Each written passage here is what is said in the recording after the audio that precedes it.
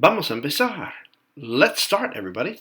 So if you're sitting at home, you don't have to worry about the very first slide.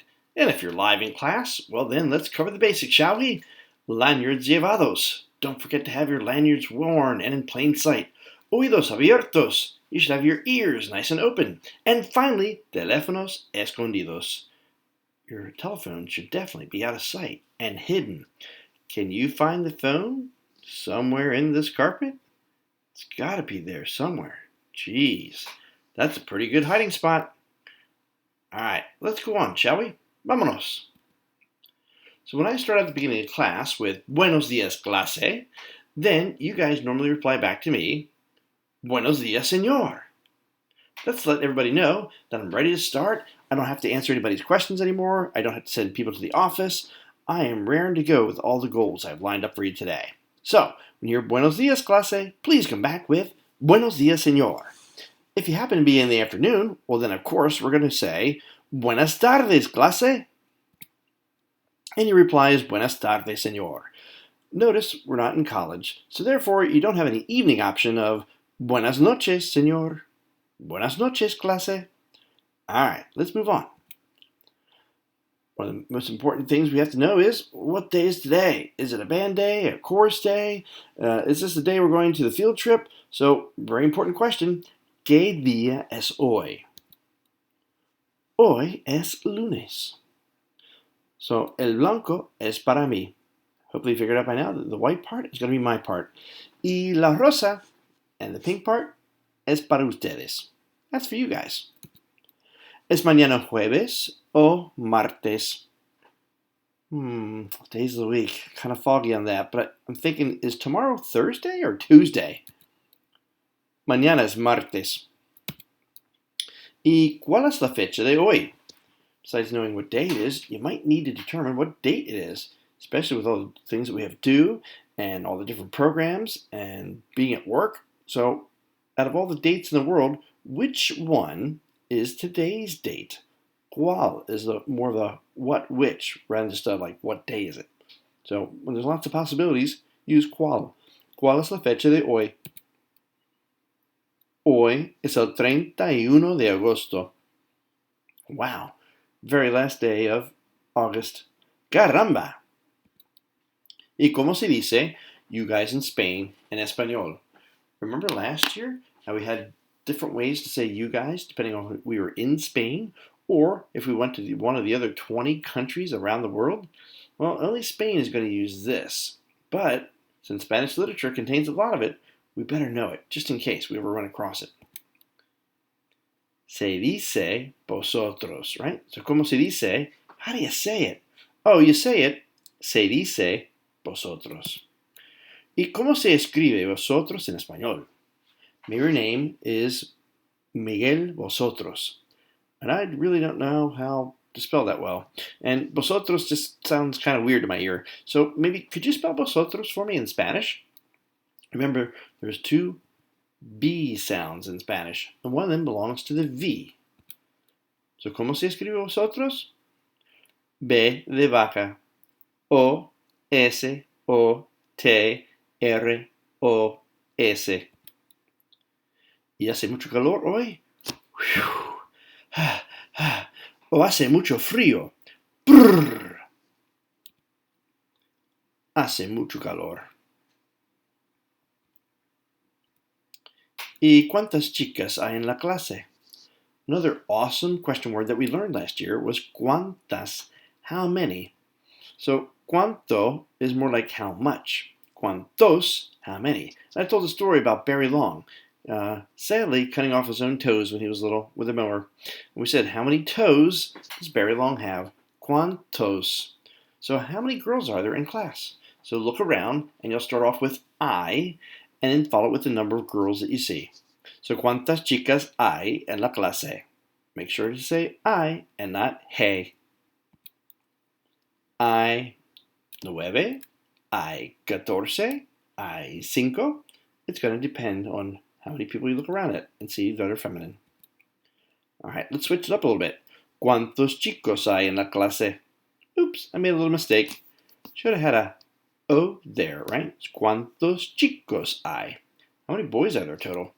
Again, you come back with I for there is or there are. I think there are I, 10, I, 15. There's 15 of them. There's 10 of them. It all depends on what the class roster says. ¿Y dónde está tu pupitre, tu mesa? ¿Está aquí o está ahí? Remember, aquí is here, and ahí is there. So where is your desk? So you'd start off probably with está, right? Oh, it's, and then whether it's close to you or far away from you. You might even need to know, is your mom here? Is your mom over there? Where's your folder at? All kinds of things we try and locate. So está aquí is, oh yeah, it's right here in front of me. Está aquí. Versus, oh darn, where did I leave my pen? Oh, there it is. Ahí está. All right, we also had lots of great subjects last year. Hopefully you can think of those. And they're all still right there. So remember, the I becomes we. Or it's easier to think of it as me becomes we, right? Yo becomes nosotros. And there's two versions. We, if there's at least one guy in there. And we girls, if there's no guy whatsoever. And then you becomes y'all. And remember, we just had this earlier. There's two versions of y'all. There's vosotros and vosotras that you'd use in Spain. But everywhere else in the world, use ustedes. See how those are exactly the same meaning in English? Yep, but they're used differently. So ustedes is more the modern version, and like the vosotros and vosotras would be more like the old English, right? Like thee and thou and that kind of stuff. But it's still commonly used in Spain. And that's how they make the distinction between if it's a really native Spaniard or if he happens to come from one of the Latin American countries. And then we get to the other way to say you, usted, right? It's kind of like, excuse me, sir, but do you have the time? Notice how the tone kind of changes from, yo, buddy, you got the time? That's more like the to form. And the usted is people you don't really use with a first name basis. People with a title like doctor or mister or professor. Those are the people that you use usted with.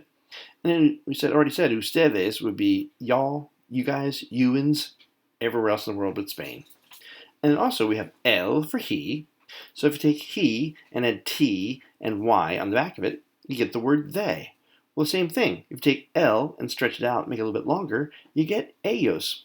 Hey, do you think they want to come? Remember, just like the nosotros, you need at least one guy to make it ellos. Otherwise, if it's all girls, I don't know where they got to. If I say ellas, then you know that I'm referring to a whole bunch of girls and not a single guy was included. Right? So ella, make sure not to say ella, ella and ellas are she, and then they. So he becomes they, and she becomes they. And notice that there's no I or you in them at all. You're talking about a group of people. Like, where are your brothers? Oh, they are at home. Notice you didn't include yourself in the subject. Otherwise, you say, oh, we're not at home. But no, we're talking extemporaneously about your other members of your family. And if somebody says, hey, or do you guys want to come with me? When we hear you guys, what are you guys doing after school today? You're always going to come back with we. Oh, I think we're going to head down to the mall, and do some shopping. If you hear one of the yous, okay, do you know what time it is? Excuse me, are you okay, sir? Then you're always going to come back with I. We already know how to do this in English because we've said it for so long. But in Spanish, we have to get trained as well, right? When you hear the form of the verb, in the usted, come back with the yo. If you hear ustedes and vosotros, then of course you're going to come back with we. And then you don't have to worry about that at all if you're talking about he or she. Where's your dad? Oh, he's in the garage. Is your mom with him? No, I think she went to the grocery store. And are they your brothers? No, I think they're some guys from out of town. And how about those girls over there? Are they in your class? No, I don't know them. Right? So getting down to the basic subjects and then knowing how to respond to them when used in questions, that was one of the key skills that we had back in Spanish 1. And then we learned a whole bunch of verbs once we learned the subjects.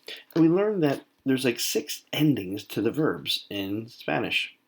And that's really weird to us in English because we say, I eat, you eat, we eat, they eat, right? Eat never changes. But we always have to include the subject in English. You just can't say eat a lot of food. I don't know who you're talking about. But in Spanish, by me seeing the O and the as and the a, and amos, es, an, those are different for every single subject. So you don't really have to say yo hablo español. I can just say hablo español, and because I heard O on the end of the verb, I know it's the yo form. Now you can put the yo in if you really want to, but don't do it all the time because to natives that just sounds kind of weird, like it's actually forced. Just kind of do it naturally every once in a while, but not all the time. And then we're going to pick up some ER verbs here as we get to this transitional unit between Spanish 1 and 2. And for all the ER verbs, like leer and correr and beber, right, to drink and run and read and all those good things, well, instead of putting any A, you just replace it with an E. That's why they're called ER verbs. And these are AR verbs because there's A's the whole way down. See how it's basically identical? Yeah, so learning ER verbs isn't that hard. You just have to learn the vocab. You have to know that correr means to run, right? And querer means to want. And so here's a couple examples of each. Right? See the AR, AR, AR. So remember these was talking, drinking or taking medicine. And this could be to wear or to carry. Can you take me to the mall? It could be me llevas al centro comercial. Or what are you wearing? ¿Qué llevas tú? And are you taking your medicine? ¿Tomas tú tu medicina? And then some of our great ER verbs would be correr. Right? So corre en un maratón. I think my dad's running a marathon this weekend. Él bebe agua. He's drinking some water. And finally, nosotros leemos muchos libros. We read lots of books because we're voracious readers. All right. Hopefully that was a nice little connector between last year and this year, and also to bring you up to speed on some of the things we missed. All right. Thanks for watching. Y hasta luego.